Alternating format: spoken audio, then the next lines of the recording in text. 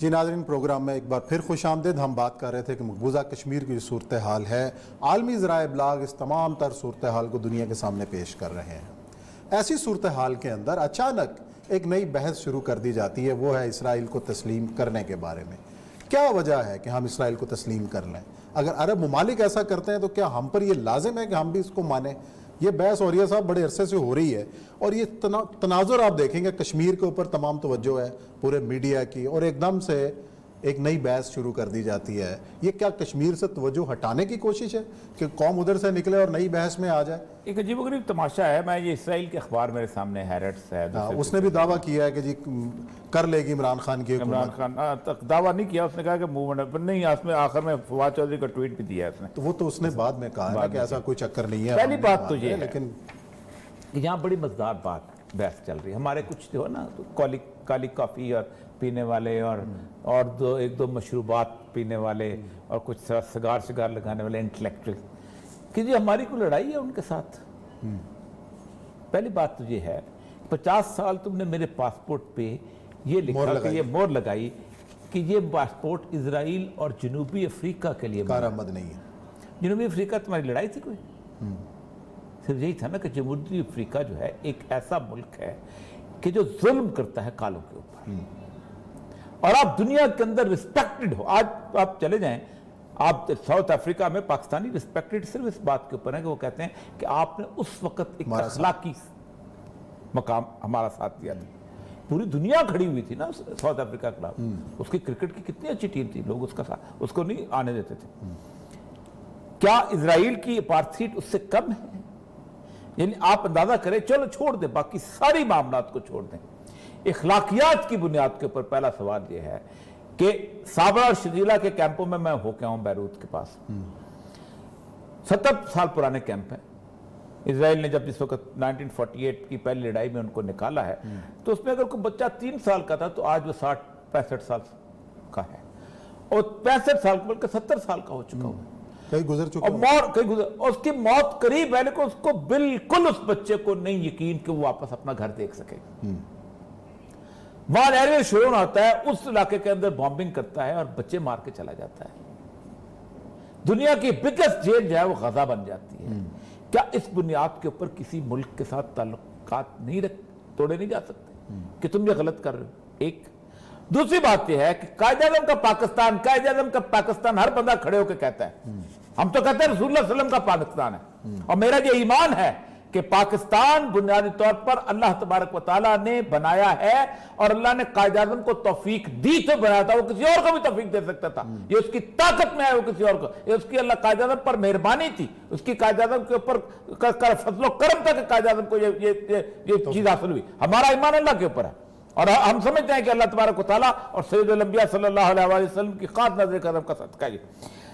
قائد اعظم کا پاکستان جن کو نظر آتا ہے نا بہت زیادہ ہر دوسرے دن، اکتوبر 1947 کے یونائٹڈ نیشن کی جنرل اسمبلی میں فورن منسٹر کو بھیجتے ہیں قائد اعظم، اور کہا جاؤ جا کے اپوز کرو کہ بھی اسرائیل بنا نہیں تھا، اور یہ لکھتا ہے violently oppose the idea of one based on Jewish nationalism in the United Nations General Assembly session October 1947۔ اسرائیل لکھ رہا ہے، کہتا ہے مسئلہ یہ ہے کہ قائد اعظم، اور پھر قائد اعظم نے آگے جا کے اس کے قائد اعظم کو ہی آگے جا کے وہ کوٹ کرتا ہے، محمد جناح who saw himself as sole spokesman of Indian Muslim denounced the British policy in Palestine advising Arab parties behind the scenes کہ یہ جو برٹش پالیسی یہ غلط ہے، اور پھر قائد اعظم نے کہا تھا it's a bastard child of Europe، یہ ناجائز بچہ ہے یورپ کا۔ کیوں آج اسرائیل کی اخبار میں کہ جی آپ بھی تو اسلام کے نام پہ بنے ہو، وہ بھی تو جیوش کے نام پہ بنے ہیں، آپ تسلیم کیوں نہیں کرتے؟ نظریاتی اسٹیٹ ہے۔ پہلی بات تو یہ ہے کہ یہاں پر صدیوں سے لوگ رہ رہے تھے، یہاں جاٹ تھے، یہاں گجر تھے، یہاں پشتون تھے، یہاں انڑ تھے، یہاں راجپوت تھے، یہ سارے کے سارے یہاں اسلام کی برتھ سے بھی پہلے رہ رہے تھے، رسول اکرم صلی اللہ علیہ وسلم کی جسے کہتے ہیں بیست سے بھی پہلے رہ رہے تھے۔ راجپوت تب جاٹ اور یہ گجر جو ہیں، یہ مطلب عربی تو اتنے سے ہیں نا، تھوڑے سے اتنے سے 1% بھی نہیں ہوں گے، سید یا ہاشمی یا آرائیں، یہ کتنے ہو گئے؟ 1-2% ہو گئے۔ ان سارے کے ساروں نے اسلام قبول کیا، इनके दादा परदादा नकरदादा चकरदादा सब यहां रहते थे, इन्होंने इस्लाम कबूल किया और ये यहां के शहरी थे। किसी को जबरदस्ती घरों से निकालकर माइग्रेट कर जमीनें खरीदवा कर यहां पर आबाद नहीं किया गया। आप करते क्या हो, आप फर्स्ट वर्ल्ड वॉर के अंदर खिलाफत उस्मानिया तोड़ते हो, खिलाफत उस्मानिया तोड़ के उसको हिस्से बकरों में तकसीम करते हो, जिसके पास जितना तेल होता है उतना छोटा मुल्क बनाते हो, और एक खित्ता बीच में छोटा सा फिलिस्तीन के ऊपर का इलाका, सहरा का जो इलाका है, वो अलहदा करके इजराइल बना जाते हो। और वो इजराइल 1948 में उसमें कुछ नहीं था, और उससे पहले 1920 से लेके 1948 तक लोगों को भेजते हो अपने प्रोटेक्टरेट के अंदर, अपनी हुकूमत के अंदर लोगों को आबाद करते हो। रोहिंग्या का मसला क्या है? बर्मीज कहते हैं कि इनको अंग्रेजों ने आके आबाद किया था, सही है, चाइना से निकाल के, इंडिया से निकाल के, हम नहीं मानते। तो तुमको किसने आबाद किया है? यह है बुनियादी मसला। वहां पर आप एक किसे कहते हैं इन्वेडर हो। अब जहां तक प्रॉमिस्ड लैंड का ताल्लुक है, दुनिया के अंदर दो प्रॉमिस्ड लैंड जो हैं वो नारे हैं, दो प्रॉमिस्ड लैंड, एक हिंदुत्वा की और एक इसकी इजराइल। वो भी कहते हैं ये प्रॉमिस्ड लैंड है, देवताओं की सरजमीन है, देवी देवता ने यहां पर आबाद किया था लोगों को, वो भी कहते हैं ये प्रॉमिस्ड लैंड है, हमने यहां पर किसी और को नहीं रहने देना। इन दोनों का अब आते हैं पाकिस्तान को नुकसान क्या, फायदा क्या। 67 में जिस वक्त इन्होंने जंग जीती है और इन्होंने यरूशलेम पे कब्जा किया है, बैतुल मक़दस पे कब्जा किया है, वेस्ट बैंक पे कब्जा किया, गजा ले लिया, ये सारा कुछ लेने के बाद इन्होंने जश्न मनाया। और जश्न कहां मनाया इन्होंने? फ्रांस में। और जो पुराना उनका डेविड बेन गोरियान जो था, वो उस वक्त जिंदा था, जिससे जो उसका पहला जो था कैंसर का सरबराह जो था, उसने कहा देखो always take care of Pakistan, अच्छा, because it is our ideological equal. ये हमारा नजरियाती बराबरी वाला मुल्क है, यानी ये नजरियाती दुश्मन है और हमें इससे खतरा रहेगा हमेशा, क्योंकि मुसलमान बाकी जितने भी हैं ना, वो हमने नस्ल रंग जुबान इलाके में तकसीम कर दिए।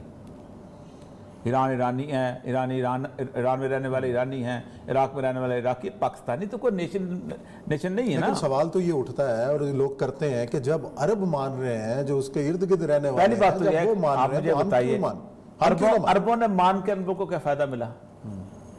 मिस्र पे डॉलरों की बारिश शुरू हो गई, उर्दन पे डॉलरों की बारिश शुरू हो गई। यही दो मुल्क है ना जिन्होंने माना है। तुर्की ने माना, तुर्की पे क्या हो गया?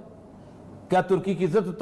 तुर्की का मसला यह है कि तुर्की ने जिस वक्त उससे तो ईरान ने भी माना हुआ था, जब तक वो उसके सेकुलर स्टेट का हिस्सा थे, ईरान ने भी माना हुआ था, तुर्की ने माना। ईरान ने 1979 में आके जब खुमैनी की गवर्नमेंट आई है तो उन्होंने खत्म किया। अर्दवान के बाद इन्होंने भी, अर्दवान ने भी रिलेशनशिप टेंस हो गई। उनको पता है कोई फायदा नहीं है, लेकिन अखलाकी बलतरी बहुत ज्यादा है। और क्या आप ये समझते हो कि उस हमारे मानने के बाद इंडिया इजराइल के तल्लुकात खत्म हो जाएंगे, या इंडिया इजराइल को सपोर्ट करना? वही सवाल जो मुल्ला उमर ने आखिरी सवाल किया था अंग्रेजों से, अमेरिकियों से।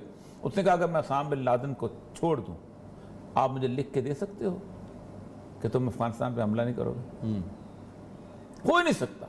उसकी वजह यह है कि इजराइल जो है वो बना इस बुनियाद के ऊपर है कि वो तमाम यहूदी दुनिया से माइग्रेट करके मुसलमानों से लड़ने के लिए आए हैं। अगर उन्हें लड़ना ना होता तो उनको फ्रांस बुरा था, उनको इंग्लैंड बुरा था, उनको न्यूयॉर्क का ब्रुकलिन बुरा था। इतनी शानदार जगह पे रह रहे हैं वो लोग, लॉन्ग आइलैंड में बैठे हुए हैं। उनको केन्स के वो समुद्र के साथ बुरे लगते थे, उनको जर्मनी के वो कोलोन का इलाका बुरा लगता था, उनको रशिया के वो खूबसूरत किस्म के क्रिमिनल सिटी और ये वो उसके नजारे अच्छे नहीं लगते थे, और रेत में आगे बैठ गए थे। उन्होंने दुनिया की बर्लिन वॉल के बाद सबसे बड़ी दीवार बनाई है। इतने खौफ में रहते हैं, किस लिए रहते हैं? मुझसे लड़ने के लिए रहते हैं, और मुझसे लड़ने के मकसद पे आए हैं।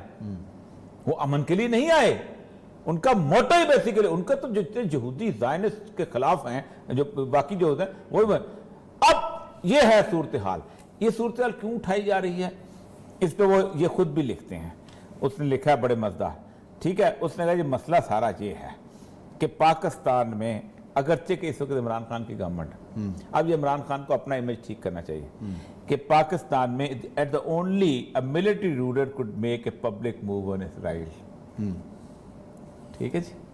और उसने कहा है कि Pakistani foreign minister Khurshid Kasuri shakes hand with Israeli FM in Istanbul Silvan Shalom in Istanbul Turkey on सितंबर 1, 2005। तो पहली बात तो अपनी ये है किताब में भी पूरी कि इजराइल की ये जो गवर्नमेंट है, ये या तो इनका दावा गलत है कि सिर्फ फौजी या फिर आज भी फौजी हुकूमत ही है, ठीक है। कोई एक चीज़ की नफ़ी करनी चाहिए इमरान खान साहब को फौरन तौर पे। और ये क्यों किया जा रहा है?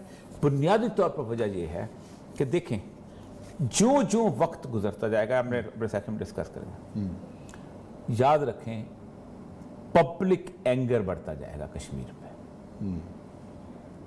दो वजूहात से बढ़ेगा। पहली इस वजह से बढ़ेगा कि लोग कहते हैं कि कब मौका आएगा कि हम जहाद का ऐलान करेंगे। आपने 17 साल इस कौम को एक नारा दिया, खबरदार कोई आदमी जहाद ना करे, हम करेंगे, रियासत करेगी। आपने 1800 उलमा का फतवा दिया, खबरदार कोई बंदूक ना उठाए, हम बंदूक उठाएंगे। आपने 18 साल ये हमें दर्श दिया, 9/11 हो जाएगा, हम पैदा इसलिए हुए हैं, हमने तुम्हारे बजट के ऊपर खाया, हम हराम नहीं करेंगे ये बजट, हम लड़ेंगे। जितना वक्त गुजरेगा सवाल उभरेगा, और ये सवाल जो है, इस सवाल को शायद डिबेट करने की बात है अगले। चलें यहाँ ब्रेक लेते हैं और ब्रेक के बाद आएंगे और इस तमाम जो आपने भी इशू उठाया इस पर बात करेंगे और जिक्र करेंगे कुलभूषण जाधव का, जिसको आज कौंसलर साइड दे दी गई।